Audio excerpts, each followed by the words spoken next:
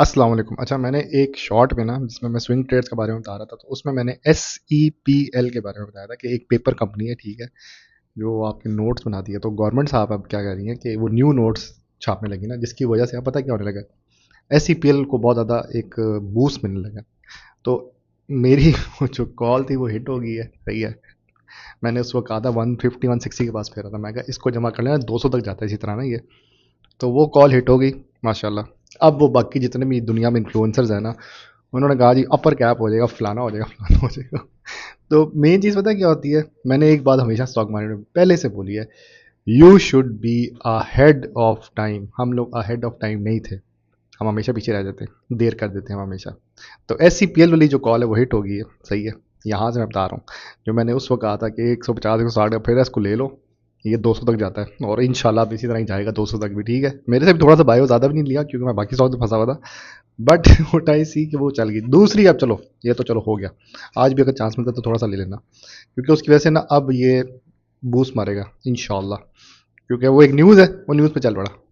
और दूसरी इसकी बोर्ड मीटिंग भी आ रही है, ठीक है। ये दो रीजन थी। और आपने हमेशा, वो एक रूल होता है स्टॉक मार्केट का, before board meeting always by the lonely stock, and board meeting के पास जाके एक पीक मारे, वहाँ पे सेल करना। तो वो ये एक रीज़न भी हो जाती है। अब इसके बाद जो अगले स्टॉक्स हैं वो बता देता हूँ आपको। एक तो आप PNSC को देख लें, उसका एक काफ़ी कुछ होने लगा है उस पर। देखें, है बहुत महंगा स्टॉक, मैं पहले बता रहा हूँ, स्टॉक बहुत महंगा है। अच्छा, बाकी जो आने वाली बोर्ड मीटिंग्स है उसमें आपका जो है ना, एक CENI, सैनी जिसको कहते हैं, वो चेक करें। वो उसने वैसे लास्ट ईयर डिविडेंड दिया था ₹6 और 50-60 के पास फिर रहा है। अच्छा, एक और पेपर कंपनी है स्पेल है, उसका आई थिंक 56 के पास फिर रहा है। उसमें इतना अभी वॉल्यूम भी नहीं आ रहा।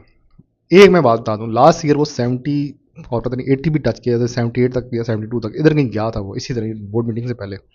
तो वो भी एक इसके मुकाबले में एक स्टॉक है। मतलब होता क्या है कि एक स्टॉक जब चलता है ना, एक ही मतलब सेक्टर का, तो उसके काउंटर पे दूसरा स्टॉक भी चल जाता है। मैंने जब देखा OGDC जब भी चलता है, तो PPL भी साथ साथ चल जाता है।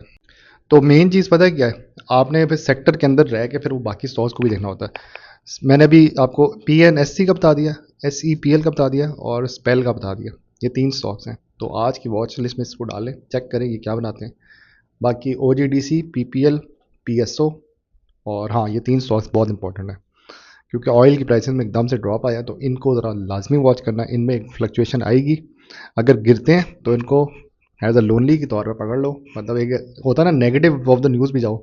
एक स्टॉक गिर गया, ओए OGDC गिर गया, 290 से नीचे आ गया, 280 पे आ रहा है, पकड़ो इसको। तो OGDC जैसा स्टॉक पकड़ लो। PPL पकड़ो, अगर 220 के पास आता है, ओए ओए PPL आया, तो ये भी खेलना होता है आपने, कि आपने कुछ स्टॉक गिरना शुरू है उसको पकड़ना शुरू करो। ये भी ट्रिक होती है।